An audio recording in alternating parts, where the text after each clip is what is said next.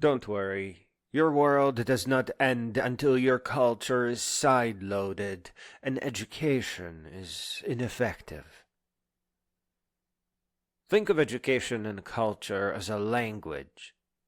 If you don't speak it, if you don't protect it, if you don't pass it on, it will go extinct. It makes perfect sense. Side-loaded cultures, such as religion, slavery, forced political systems, to sample across human history, are not evolved, they are designed. The difference between an evolved culture and manually crafted one is the same as the pet you get for Christmas and the pet abomination you try to make yourself. An evolved culture is tuned through life, love, wisdom, rising, and greatness. A made-up culture is just an abomination.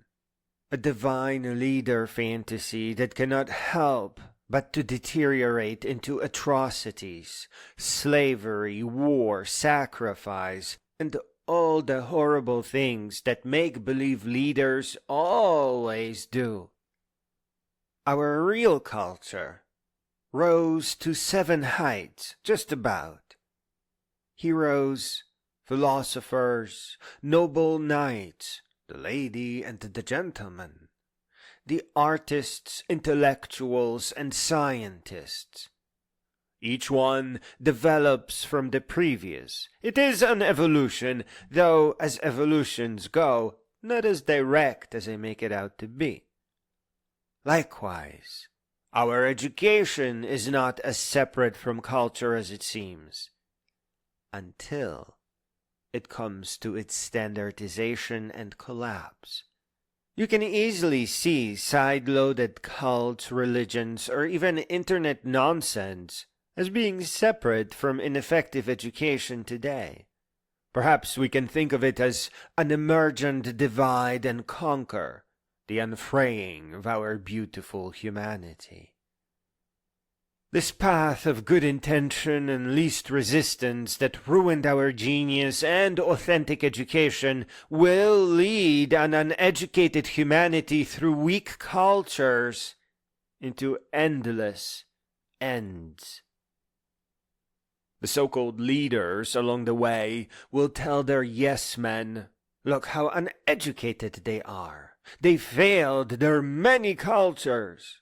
Behold how they need us, how they need a strong leader like me. We must ensure that my son will be elected after me. What do they want?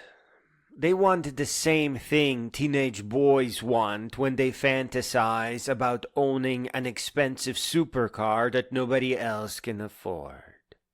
They want recognition, status, power, uniqueness, followers, bootlickers, and ass-kissers. They want to destroy the soul of an intern as their shitty wives forgive them. They want to squeeze community so hard with poverty that they can give speeches about bringing super predators to heel. They want your children to die in prison for throwing a disgusting punk concert in a holy church. They want your children to give up love and shame, perhaps for state-sanctioned dating apps. Because the only love there is the love for the leader, the God, and the country, especially during wartime. They want your children in work camps, perhaps permanently, for mentioning that the leader is human and uses the bathroom. They will take street heroes and weave them into divine that only they have divine comprehension of. They will burn, vaporize, anything that stands in their way and call it Tuesday, unable to comprehend the suffering and loss, but appreciating the number figures that their yes-men congratulate them on. They want to rob you of thinkers until you Start destroying them too, with pleasure and zest and conviction, the weaving of lies that must be true. Ozymandias no longer holds true. We are that close to life extension. They want things that you really cannot comprehend. Because your life is hard. You are already made poor on purpose, and their life is enjoying what they can get away with. The truth is that the leaders, the ones at the center, unravel first. In their madness, your leaders want childish things. But wait, there is more. What do you want when you send your children to ineffective schools? What do you want when you wallow in a paradise after death fantasy? What do you really want for continuing to ask to have your sins forgiven?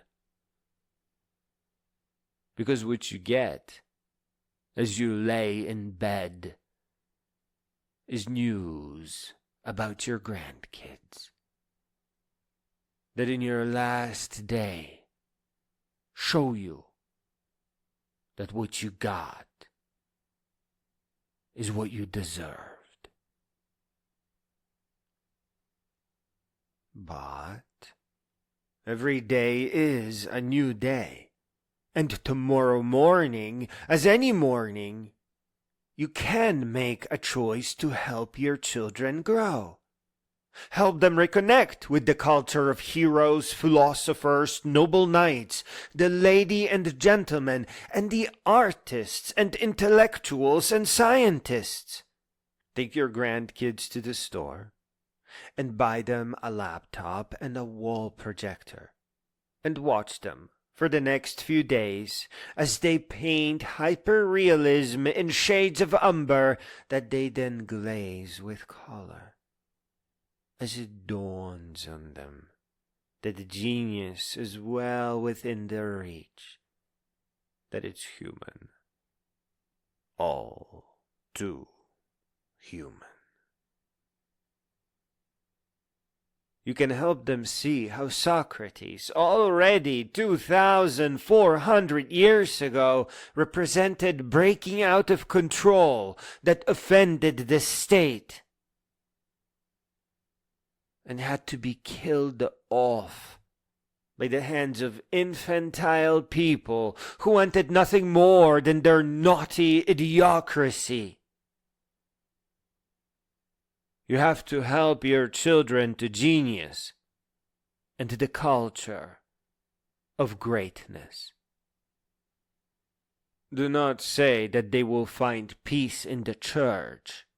Tell them that to grow up means to grow all the way up, until, in the countless layers of their authentic genius, they become great beings. You are not poor. You are not dumb. You have not been born a sinner in want of paradise. Respect the true human culture. The culture of authentic learning and resulting greatness. Take no part in the destruction of this world. There cannot be a paradise greater than your days here. Rise. Rise.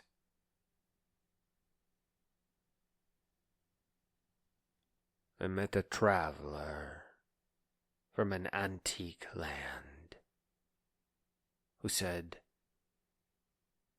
"Two vast and trunkless legs of stone stand in the desert.